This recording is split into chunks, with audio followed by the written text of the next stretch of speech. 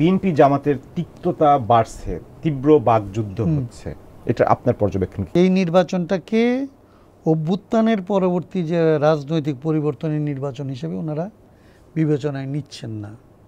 ওনারা প্রত্যেকে এটা ক্ষমতা দখলের একটা নির্বাচন হিসেবে নিচ্ছেন। এবং ক্ষমতার ক্ষেত্রে আপনি জামাতের প্রশ্ন যদি বলেন, সে তো তার ক্ষমতা অক্ষুণ্ণ করার জন্য গণহত্যা পর্যন্ত সে অ্যালাউ করতে রাজি আছে। বিএনপি ধরেন ক্ষমতাকে পোক্ত করার জন্য এখানে অতীতে যা কিছু করছে সেগুলির তো রেকর্ড কোনোটাই ভালো না। সো এইখানে তো এইটাই হচ্ছে মানে প্রচলিত রাজনীতির ধরন তো এটাই।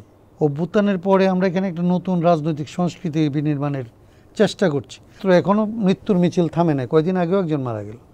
তো এখনও পর্যন্ত মৃত্যু মানে চলমান। সেই সময়ের মধ্যেই ধরেন পুরনো ধাঁচে দলীয় রাজনীতি, দলীয় স্বার্থে সবাইকে যার যার দলের দিকে টানতেছেন। এবং আমাদের বন্ধুবান্ধবরা, রাজনীতিবিদরা, তারাও ধরেন ওই জাতীয় স্বার্থ জলাঞ্জলি দিয়ে কারো কারো আসন, এখন পর্যন্ত কোনো রাজনৈতিক সমঝোতা হচ্ছে না, আসন সমঝোতার ভিতর দিয়ে চলে যাচ্ছে।